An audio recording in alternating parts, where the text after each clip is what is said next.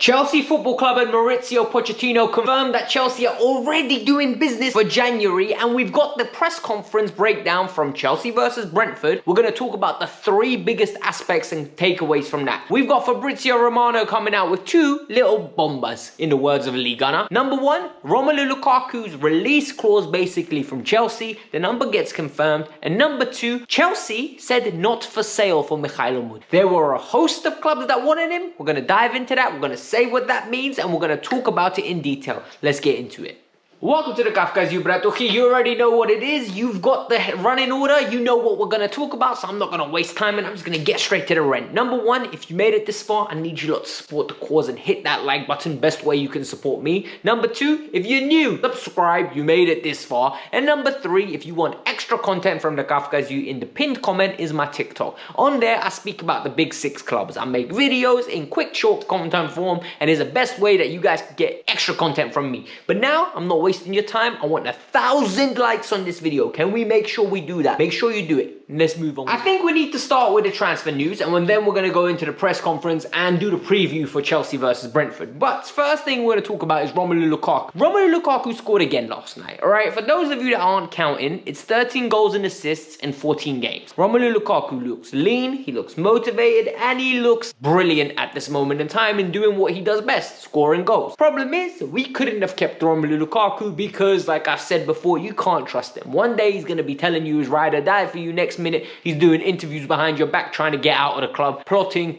What do we know that Fabrizio Romano has recently confirmed? He said Chelsea have got a 40 million deal agreed, basically, that Romelu can leave for that fee. It's been written into his contract. Previously, we have heard that Romelu took a massive pay cut. And when he took this pay cut, it wasn't just for this move. Because Chelsea said to him, you can go on a move. And this is the big but. We'll only allow it if you sign that. When you come back, if you're on our books, your wages remains at this certain point. So I think he took around about £120,000 a week in pay cut just to leave Chelsea, which tells you where his mindset is with this organization and where the organization stands with him. I think it was like a divorce that was waiting to happen. They want to get it done. They don't care who gets what part of the assets. They just want it over and done with. And what is very interesting now is he is banging goals for fun for Roma, and Roma most probably are going to sell Tammy Abraham to fund this deal. I think Roma are going to get a brilliant deal. I think this is a good place for Romelu Lukaku, and I think Chelsea are going to get a good lump sum of 40 million euros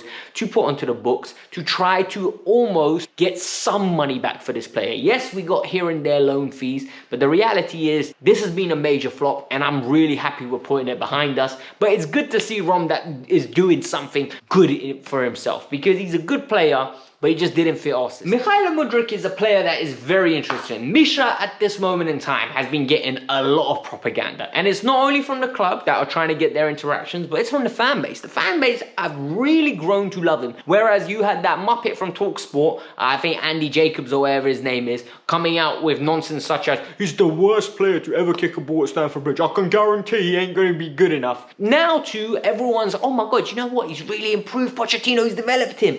Surprise, surprise. Maybe he just didn't have the confidence because he wasn't playing. Imagine the shock. Imagine the shock. And the reality at this moment in time is that this player is a very good player. And this player has got the confidence. And Pochettino has really endorsed him. And Pochettino has really developed him. And Pochettino wants him to be successful. But in the summer, Chelsea were approached. And we've heard this from Fabrizio before. And the fact that we're hearing it again makes me realize this is real. Fabrizio said Chelsea were approached by numerous clubs. Clubs were like fishing. They were sniffing around. Can we get Mudryk on a discount? Do you want to sell this Mudryk? Do you want to loan him out? Chelsea said not for sale. Chelsea said under no circumstances this kid is for sale. And you know what? They're reaping the rewards as of this moment. Because we're 9 games in. Yes, he's only got 2 goals in the league. It doesn't matter. Because the reality is the performances have been good. We trust him. And I think when Nkunku's fit, and we're going to talk about that, we are going to be in the money. And when I say in the money, I mean we are going to be a very good side. And I am very excited to see how the competition works out amongst them. The press conference today was a very interesting one because Pochettino was very open and explicit, but I am going to say one thing today. Some of the questions the journalists ask, I think they're just underwhelmed. I think the journalists need to do better. You're in a privileged position. you're in a position that all of us fans want to be in. We want to sit in those interviews and we want to ask the questions. Some of the questions are just throwaway questions. Like, come on guys, be a little bit better. Maybe prep your questions in advance and maybe stop trying to be buddy and get some more tactical insight out of the guy, all right? He's an intelligent man with a brain for football that none of us will ever most probably achieve. Let's get some insight out of him. What did we know from this press conference? The injury news. Chalobah, Carney, Broja, Chilwell, Romeo Lavia, and Nkunku, all still out and not going to be available for tomorrow's game. But what does that leave us with? It means that Badiashile and James are both fit. James is not fit enough to start the game. This was reiterated clearly by Pochettino. He said it explicitly. He said he's not fit enough to start. This is what he should be doing. I do not want to see Reece James starting games and then pulling up with a hamstring. Reece James, tomorrow, half an hour. Half an hour at most. You got 20 the other day, now it's time for you to get half an hour. And the reason I say this is because we need to make sure that Reece James, when he returns, is ready to come back permanently. He's not here for a short stay, he's here for a long haul stay. So for me, they're dealing with it in the right way. Well done. The one news that literally got me almost fall off my chair, Christopher Nkunku's back after the November international break apparently. What he said was, look, he's not ready to be fit yet, but after the international break, he could be. Guys, the international break's not this weekend, it's the weekend after. So next week when we play Spurs, after that, that's it, international break. So that gives us some time to get Nkunku back. And we potentially could have him by game week 13, 14.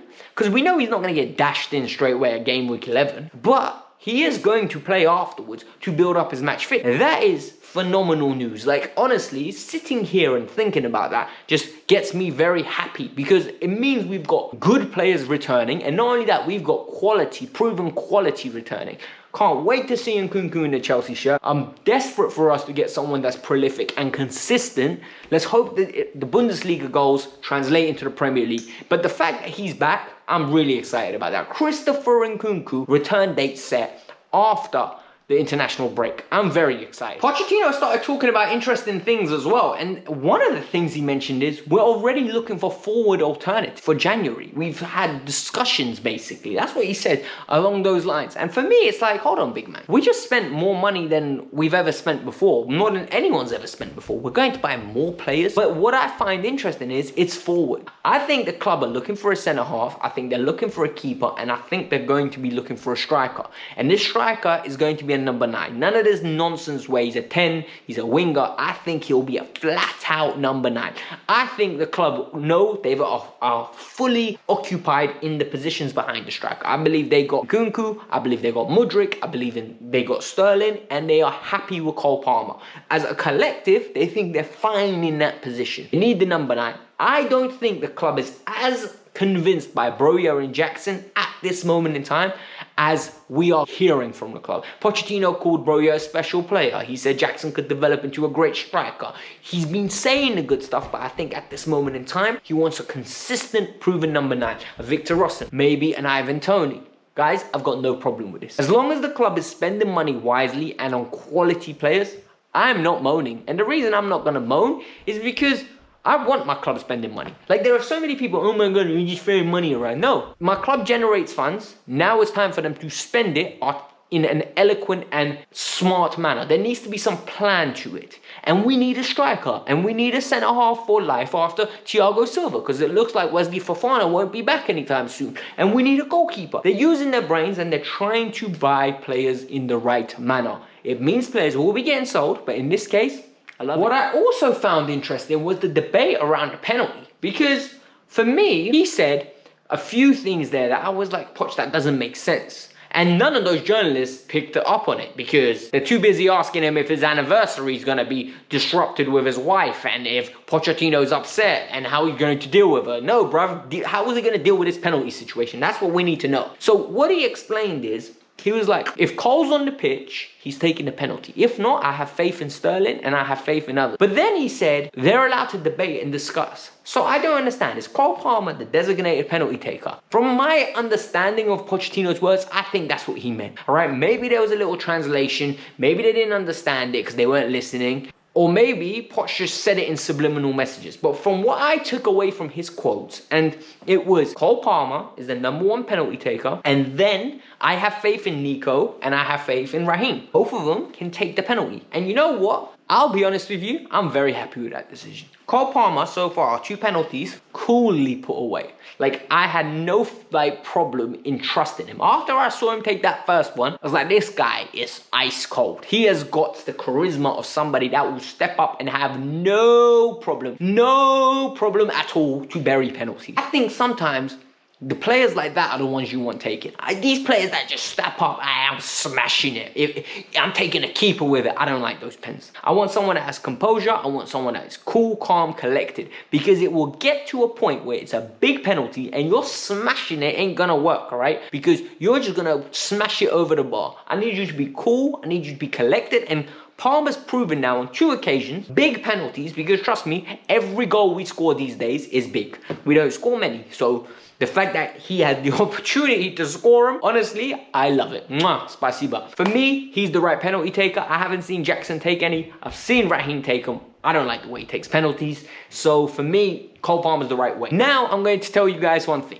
1,000 likes is what we need on this video. We made it this far. I greatly appreciate that you made it this far. Thank you very much. Subscribe to the channel. Road to 32K continues. We're not going to hit the 35 the way I wanted to at the end of this year because you man have been moving slow. But it is what it is. We move on. Otherwise, guys, thank you for watching. I really appreciate the constant support. The watch hours are moving mad. Like, we have destroyed last year. Absolutely destroyed it, and I'm truly grateful for that. So hit the like button, subscribe to the channel, let me know your thoughts. See me on TikTok. Peace out, I'm out.